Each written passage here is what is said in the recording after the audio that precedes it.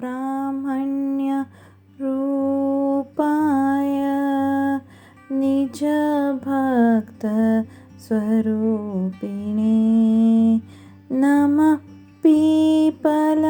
रूपाय गोरूपाय नमोस्तुते नमो ब्राह्मण्य रूपाय निज भक्त स्वरूपिणे नमः पीपल रूपाय गोरूपाय नमोस्तुते हरे कृष्णा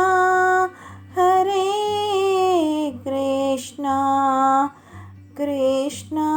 कृष्णा हरे हरे हरे राम राम राम हरे हरे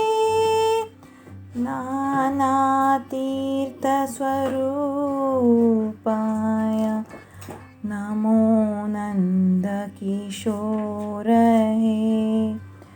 सर्वधा लोक रक्षार्थ रूपपञ्चक धारिणे नानातीर्थ स्वरूपाय नमो नन्द किशोरहे सर्वदा लोक रक्षार्थ रूपपञ्चक धारिणे हरे कृष्णा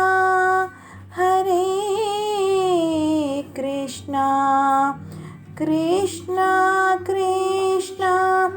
हरे हरे हरे राम राम राम हरे हरे हरे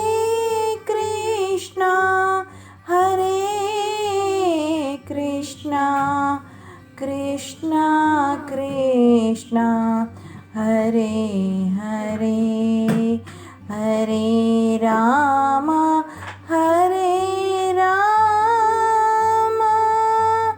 राम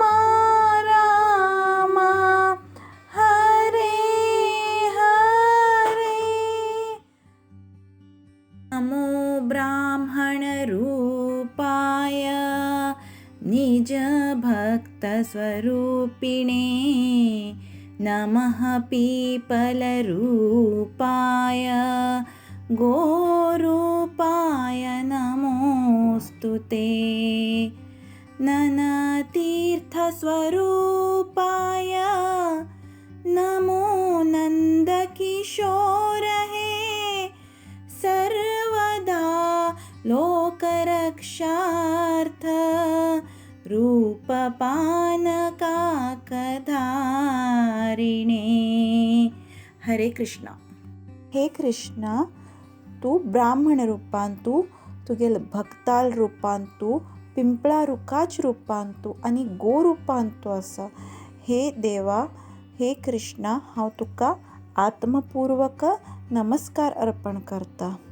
हे देवा तू चैतन्य प्रदायको हे नंदकिशोरा हे कृष्णा तू अनेक यात्रास्थळाचे रूपांत बसून समस्त जीवकोटीचे रक्षण करता।